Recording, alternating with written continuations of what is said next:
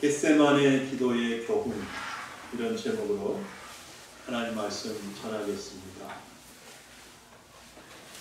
예수님은 언제나 기도하셨습니다. 아침 일찍 일어나셔서 한적한 곳에 가셔서 기도하셨습니다. 사역하시는 동안 종종 무리를 떠나서 홀로 계시며 기도하셨고, 어떤 때는 심지어 제자들도 따로 두고 혼자 조용히 기도하시곤 하셨습니다. 본문도 예수님의 기도를 기록하고 있습니다.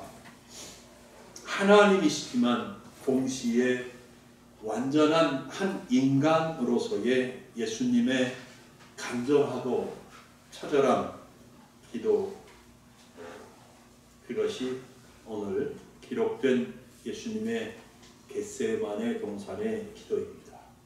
오늘 종려 주일을 맞아 예수님이 잡히시기 전날 밤 예수님이 드린 이 기도를 통해서 기도를 배우는 시간이 되었으면 좋겠습니다. 오늘 본문 보면 먼저 예수님은 가장 슬프고 두렵고 죽을 만큼 고민되는 그 순간에 기도하셨다는 사실을 알 수 있습니다.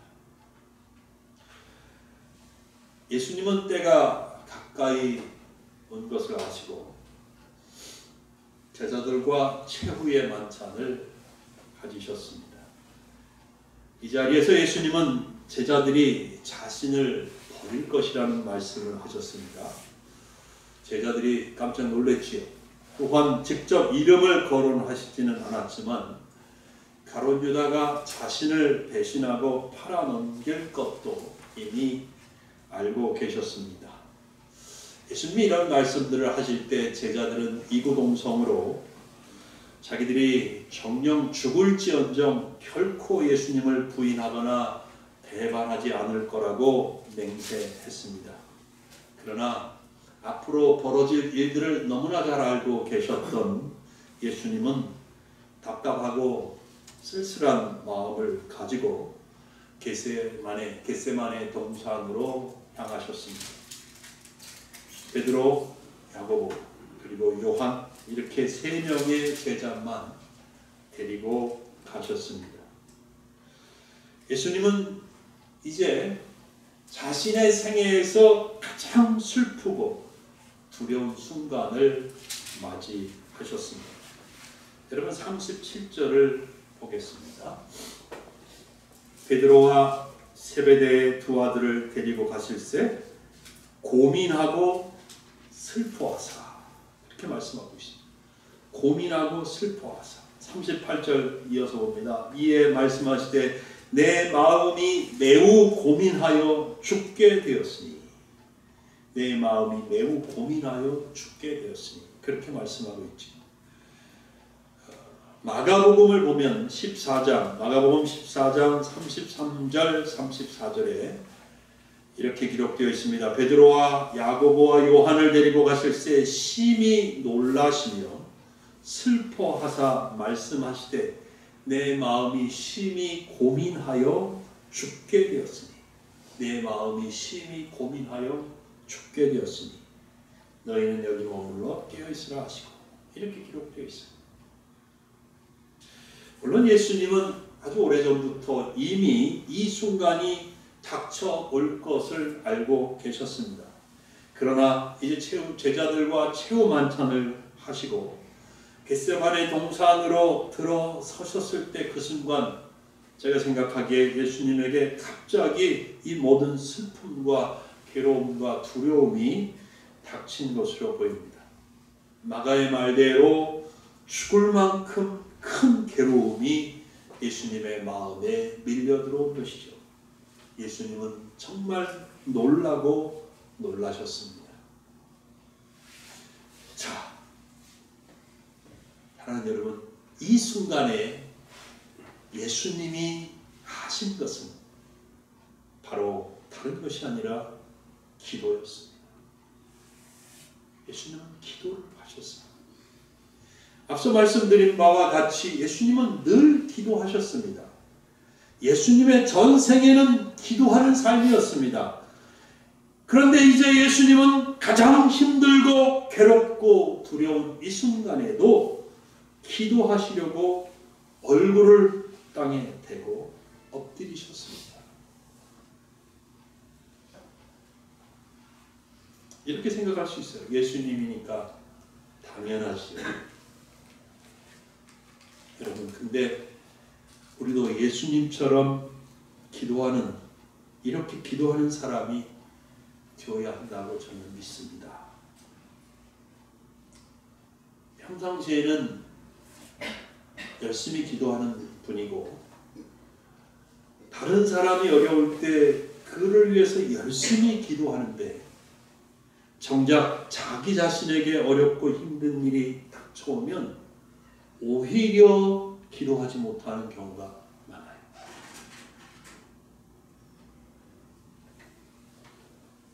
그저 당황스러워하고 낙심하고 힘들어하고 그럴 뿐이지 기도에 무릎을 꿇지 못하는 분들이 의외로 많다는 사실입니다.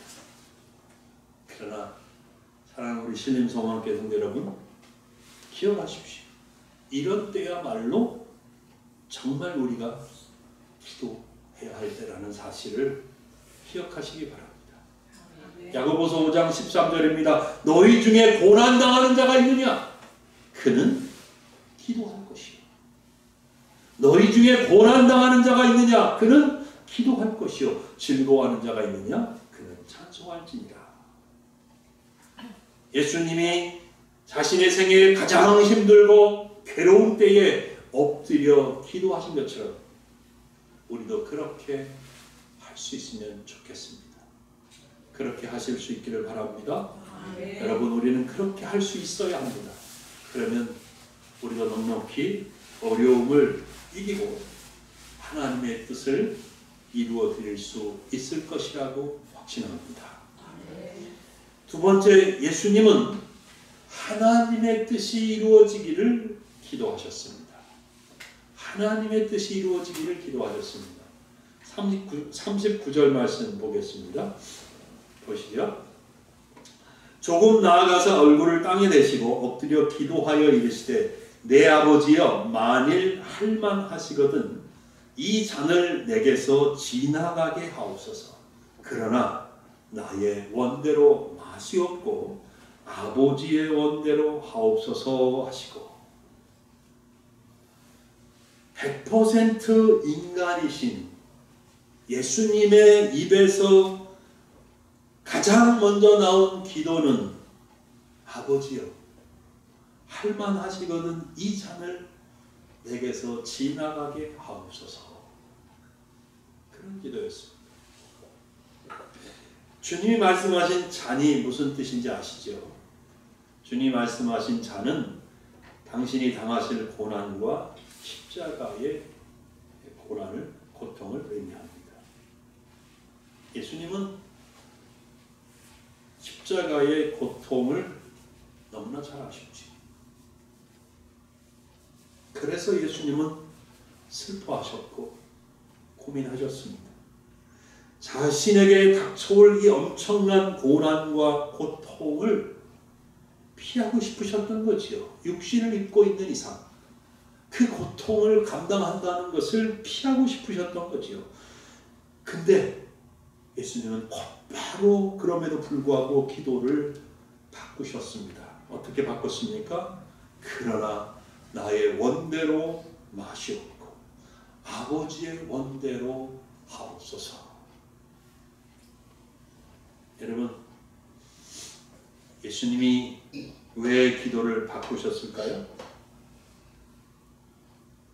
기도를 바꾸신 이유는 사실 이렇게 하나님의 뜻을 구하고 하나님의 뜻이 이루어지기를 구하는 것이 올바른 기도이기 때문이지요.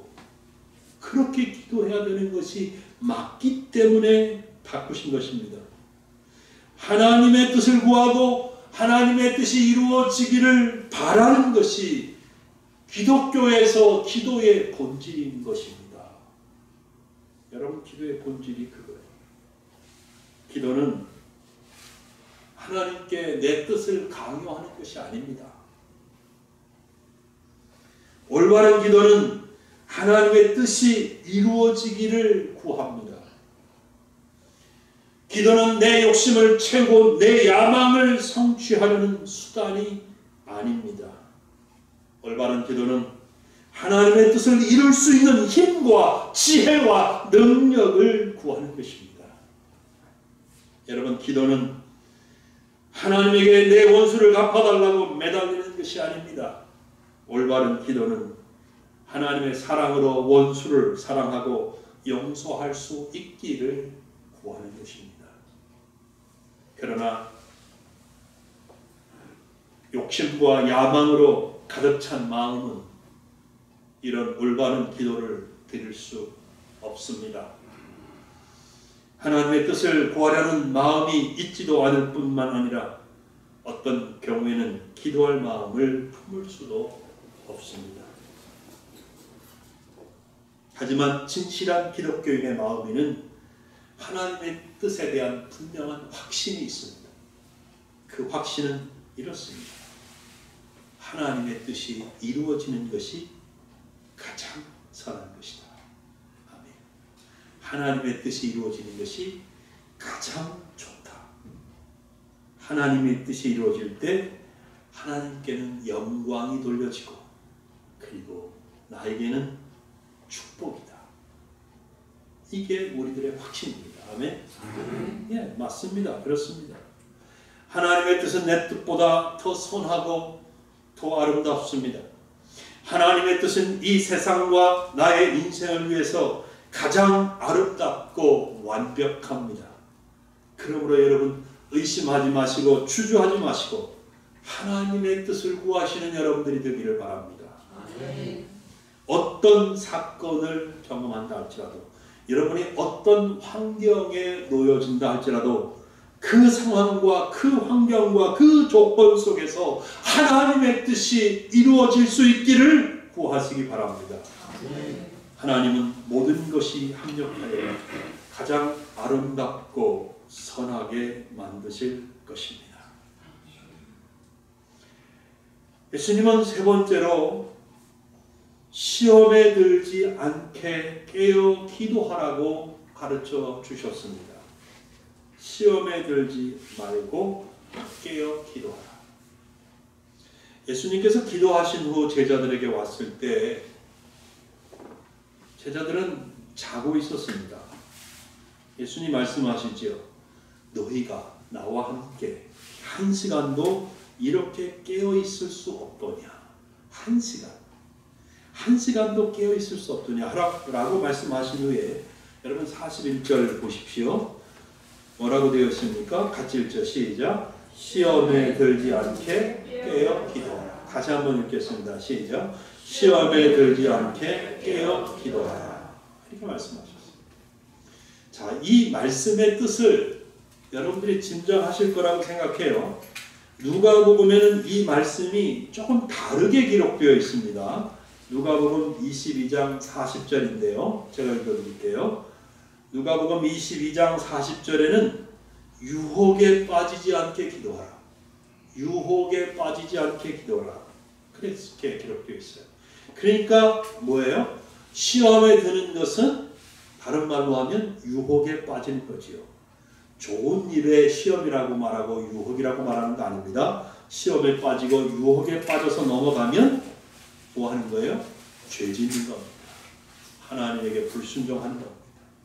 하나님의 뜻을 거역하는 것입니다. 예수님은 제자들에게 그렇게 되지 않도록 깨어 있어 기도하라고 말씀하신 것입니다. 여러분, 우리는 사실 죄에 대한 성경의 정의를 잘 이해하고 있어야 합니다. 특히 현대에 그래요. 우리가 일반적으로 생각할 때 죄가 뭐냐? 하나님 떠나서도 하나님과의 관계를 따로 떼어놓고 생각하더라도 도덕과 윤리를 무너뜨리고 깨트리는 것, 그것을 벗어나는 것을 죄라고 생각합니다. 그런데 어떤 사람들은 이러한 죄에 대한 일반적인 개념을 다르게 해석하는 경우가 있어요. 그들은 죄를 뭐라고 얘기하느냐 하면 인간의 연약함이다, 부족함 때문이다, 그렇게 말합니다.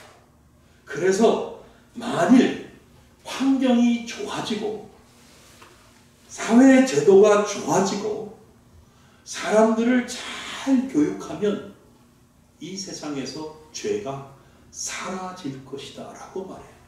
현대 신학자들이 그렇게 말하는 사람들이 있어요. 그러나 이런 주장은 성경이 죄에 대해서 뭐라고 말하는지, 하나님이 말씀하시는 죄의 개념이 무엇인지를 잘 모르고 하는 이야기거나 무시해버리고 자기들의 생각을 말하는 것입니다. 여러분, 성경이 말하는 죄는 기본적으로 하나님을 거역하고 하나님의 뜻을 불순종하는 것을 말합니다. 여러분, 사실 인간에게 하나님의 일반 은총 속에서 윤리 개념을 주시고 도덕 개념을 주신 분이 누구예요? 누가 사람의 마음속에 도덕을 심어주고 윤리를 심어줬어요? 진화론이 그렇게 됐어요? 가만히 있는 그 무기물이 유기물되고 벌레가 되더니 그것이 변해서 자연적으로 도덕 개념이 들어오고 윤리 개념이 들어와요? 이런 인격적인 요소가 천만의 말씀이지요. 하나님이 인격이신 하나님의 형상대로 창조된 사람에게 윤리의식을 심어주고 도덕 개념을 심어주신 거예요. 그렇기 때문에 하나님에게 순종하지 않는 이상 아무리 좋은 교육이 이루어지고 환경과 사회 제도가 좋아져도 죄는 결코 사라질 수 없습니다. 만일 죄는 인간의 연약함이고 부족함이기 때문에 그들을 환경을 좋게 만들어주고 교육을 잘 시키면 죄가 없어질 것이라는 이 주장이 맞는다면 지금 사회에는 옛날보다 훨씬 더 죄가 줄어들고 범죄율이 사라져요. 없어져요. 줄어들어야 되지요. 그렇지 않습니까? 왜요? 옛날에 비해서 얼마나 좋아졌습니까? 환경이 좋아지고 사회 제도가 많이 개선되고 좋아졌잖아요. 교육 수준도 높아졌잖아요. 그러나 죄가 줄어들었습니까? 범죄가 사라졌습니까? 그렇지 않지 않습니까? 그러므로 우리가 유혹에 빠지면, 시험에 들면 하나님에게 불순종하게 되는 겁니다. 하나님을 모르고 하나님을 불순종하는 사람은 더 나아가서 윤리, 도덕을 어기고 범죄를 저지를 수밖에 없는 것이죠. 우리가 그렇게 되지 않으려면 깨어 기도함으로써 하나님 뜻에 순종하고 하나님의 뜻을 이루는 사람이 될 수 있어야 합니다. 예수님도 십자가가 피하고 싶은 잔이었지만 또 기도하심으로써 우리를 구원하시려고 하시는 하나님의 뜻을 이루어 드릴 수 있었지 않습니까? 여러분의 삶에 유혹이 있습니까? 여러분의 삶에 자주 찾아오는 시험이 있습니까? 깨어있어 기도하시기 바랍니다. 깨어있어 기도하실 수 있기를 바라요. 하나님께서 여러분에게 기도할 수 있는 은혜를 주시기를 간절히 소원합니다. 여러분, 기도하면 하나님이 보입니다. 기도하지 않으면 내 욕심이 나를 지배하지만, 기도하지 않으면 내 야망이 내 인생을 끌고 가려고 하지만, 기도하면 하나님이 보이고 기도하면 하나님의 뜻이 보입니다. 기도하면 하나님의 뜻이 선명해집니다. 기도하면 유혹을 이길 수 있고 기도하면 하나님께 순종할 수 있게 되는 거예요. 기도하는 여러분들이 되시길 바라요. 예수님처럼 정말 어렵고 힘든 순간이 닥칠 때 무릎 꿇고 기도하여서 승리하는 우리 교회 성도님들 되시기를 예수님의 이름으로 축복합니다. 마지막으로 예수님은 같은 기도를 3번 하셨습니다. 같은 기도를 몇 번 했어요? 3번 하셨습니다. 예수님은 자신이 원하는 것이 아니라 하나님 아버지가 원하시는 것이 이루어지기를 3번 기도하셨습니다. 44절이 이 사실을 알려줍니다. 44절 보십시오. 또 그들을 두시고 나아가 몇 번째? 3번째 같은 말씀으로 기도하신 후라고 기록되어 있습니다. 예수님은 왜 3번이나 같은 말씀을 기도하신 걸까요? 얼른 생각해 볼 때, 아니 예수님이시라면 한 번만 기도해도 되지 않을까? 여러분 복음서 읽으면서 예수님이 한 자리에서 동일한 기도를 3번 하신 적이 있는 것을 발견해 보셨습니까? 있어요, 최주사님? 없어요. 없습니다. 근데 그럼 왜 오늘 겟세마네 동산에서는 3번 기도하신 걸까요? 예수님이 한 번 기도하신 후에 보니까 다시 의심이 생겨서 또 기도하시고 그래도 안 될 것 같아서 또 기도하신 걸까요? 아니면 예수님도 기도하지 않으면 이 어려운 순간을 이겨내고 하나님의 뜻에 순종할 수 없었기 때문에 3번 기도하셨을까요? 제가 이 부분 때문에 설교 준비하면서 기도를 많이 했어요. 하나님 가르쳐 주세요. 왜 3번 기도하셨겠습니까? 자, 이제 앞에서 겟세마네 동산에 들어오실 때 육신을 입고 계시는 한 예수님도 완벽한 사람인데 그런 예수님이 앞으로 자신에게 닥칠 고난, 고통, 십자가를 내다보실 때 괴롭고 슬퍼하셨다고 했어요. 슬퍼하셨어요. 고민하여 죽게 될 정도가 되셨다고 했어요. 그죠? 그렇다면 예수님도 그 슬픔과 두려움과 괴로움을 이겨내시기 위해서 자꾸 기도하실 수밖에 없으셨다는 생각을 합니다. 그러면서 한 가지 중요한 의미가 있다고 깨달았어요. 우리에게 교훈을 주시는 거예요. 우리에게 가르쳐 주시는 거예요. 우리는 여러분 다 하실 것으로 압니다만 우리는 정말 연약한 존재잖아요. 그죠?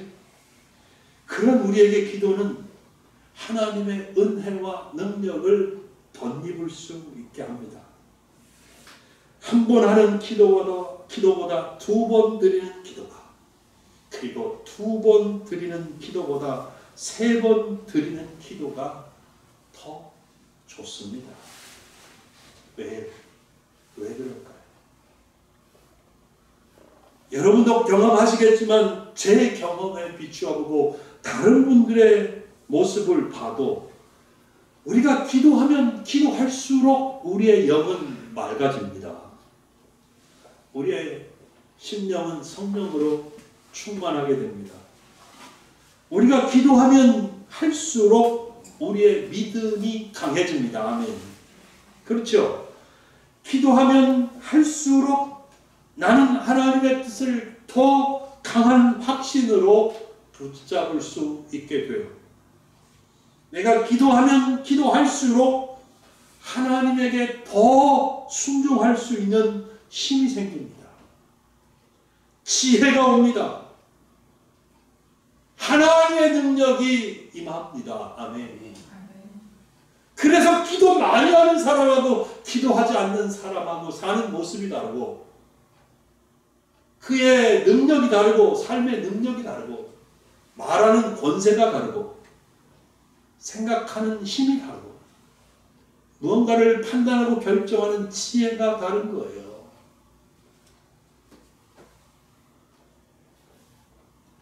그래서 말씀드립니다. 사랑하는 여러분, 한 번만 기도하고 포기하는 일이 없기를 바랍니다.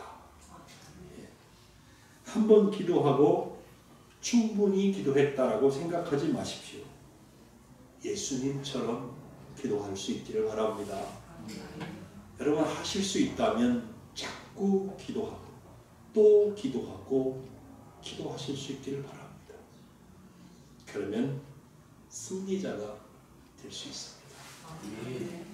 그러면 하나님의 뜻을 이룰 수 있는 사람이 될 수 있거든요. 말씀을 맺겠습니다. 여러분, 우리의 신앙생활은 기도 없이 불가능합니다. 기도 없이 하나님의 일을 하는 것도 불가능합니다. 기도 없이 하나님의 일을 능력 있게 감당하는 것은 더더욱 불가능합니다. 하나님께서는 우리가 기도할 때 은혜를 베풀어 주십니다. 기도할 때 능력을 입혀 주십니다. 기도할 때 영안을 밝혀 주십니다. 그러므로 말씀드립니다. 예수님이 겟세마네 동산에서 기도하시면서 우리에게 가르쳐주고 교훈하는 이 기도를, 이런 기도를 배웠으면 좋겠습니다. 배울 수 있기를 예수님의 이름으로 축복합니다. 저는 우리가 모두 예수님처럼 기도할 수 있기를 원합니다.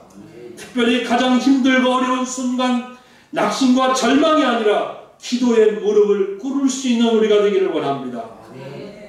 내 속에서 들끓는 내 야망과 욕심을 내려놓고 언제나 하나님의 뜻을 구하고 늘 깨어 기도함으로써 시험을 이기고 유혹에 빠지지 않기를 소원합니다. 그렇게 되기를 바랍니다. 기도하고 또 기도하고 또 기도하신 것처럼, 예수님이 그렇게 하신 것처럼 우리도 기도하고 또 기도해서 승리자가 될 수 있고 하나님의 뜻을 이루는 거룩한 종들, 하나님이 보시기에 하나님을 기쁘시게 하는, 하나님의 마음을 시원케 해드리는 그런 주의 종들이 될 수 있기를 예수님의 이름으로 축복합니다. 기도하겠습니다.